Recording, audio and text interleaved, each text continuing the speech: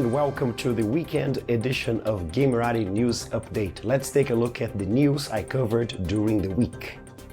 Mindjammer Press is kickstarting the Chronicles of Future Earth role-playing game. Designed by Sarah Newton, the Chronicles of Future Earth is a cosmic fantasy tabletop RPG many years in the making. Set in the far future of our planet Earth, it's a game of sorcery and demons, of falling civilizations and ancient technologies, of monsters and mysteries and mind-shattering dimensions. This 388-page full-color hardback is powered by a modified version of Fate Core to accommodate new mechanics so it more closely replicates cosmic fantasy tropes. This Kickstarter project is aimed at making not only the standalone core rulebook but also, well, kickstarting a brand new game line. If you played or read anything from Sarah Newton, you know you're in for a treat. She writes sci-fi and fantasy like none other. So don't waste time, the Chronicles of Future Earth Kickstarter ends today. Hit the link in the video description and be part of future history. It's not often that I see tower building board games, and that was only one of many features that caught my eye in the Kickstarter project of the Tower of Arkhanos by Creative Game Studio. The Tower of Arkhanos is a competitive dice drafting tower building game for 2, 3 or 4 players.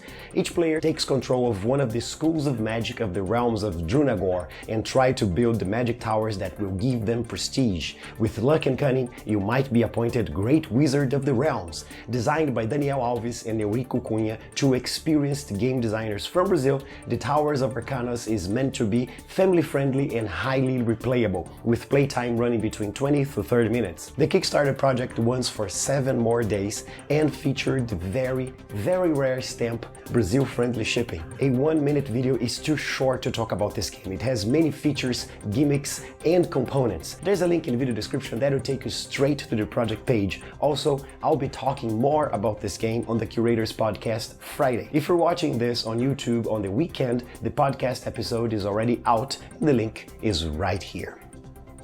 Comicbook.com reports that EncounterRoleplay is producing a different kind of eSport, D&D Combat. Initially called D&D Sports, the tournament had such a great response from the tabletop RPG community that they decided to expand and change their name from D&D Sports to RPG Sports, although the only tournament scheduled so far is the Dungeons & Dragons competition originally announced. Now, competitive D&D might sound against the spirit of the game or even of RPGs themselves, but the Comicbook.com news piece reminds us that Gary Gygax himself did create competitive D&D modules for conventions. Classics like Tomb of Horrors and the Hidden Shrine of Tamoacan were originally competitive modules for D&D way back in the day. Anyhow, RPG Sports D&D competition is scheduled for the 10th, 17th and 24th of November. 2 teams of 4-player characters will fight it out in a dungeon setting. The characters will be picked from a pool of 15 pre-generated sheets. A dungeon master will act as rules referee, and whoever wins will take home $5,000 US. You'll be able to follow the matches on twitch.tv/RPG Sports. Wizards of the Coast is not directly associated with RPG Sports, but D&D Beyond, the official digital tool set for Dungeons & Dragons, is a sponsor. Tasty Minstrel Games will release Gentes in the North American market in December. Gentes is a game designed by Stefan Risthaus with art by Harald Lieske and Adam P. McIver and originally published in Germany by Spielworxx.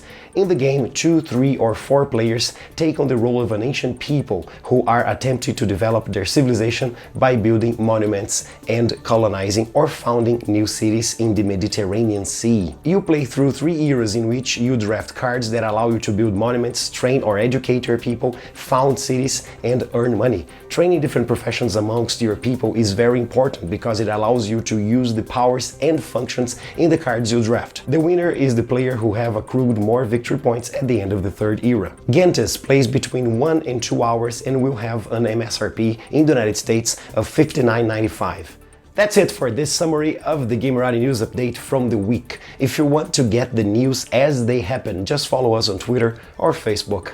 See you there or here next week yet again.